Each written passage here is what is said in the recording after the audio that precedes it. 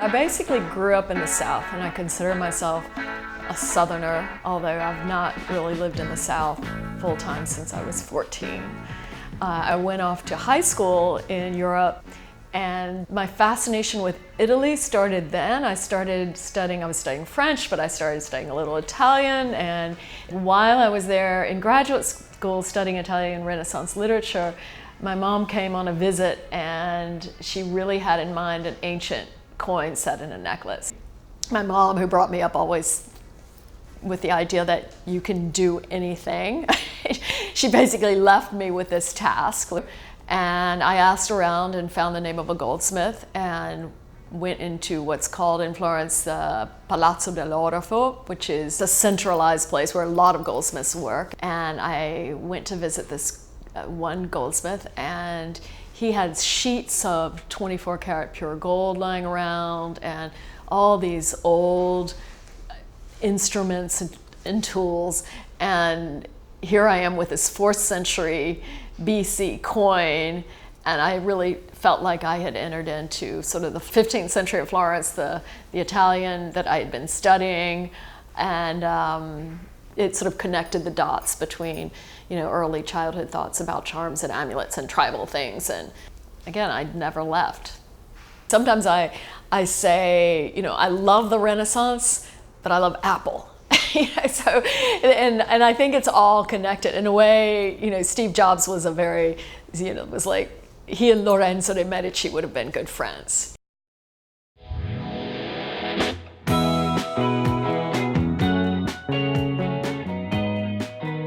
There are really 3 main overarching themes and collections that I do.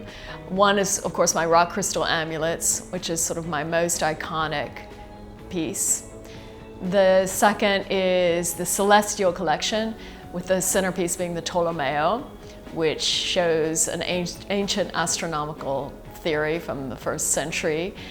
And then the last is Tree of Life, and Tree of Life encompasses all nature-related things, but they also encompass the mythology of the goddess Diana and goddess of the hunt. So the process, it depends on what I'm working on. I generally present a new collection every season, and working on a new collection, it happens organically. But at the same time, I run a business, so then it has to take a certain form because other people are involved in sourcing materials and actually getting it done at this point in an organized way.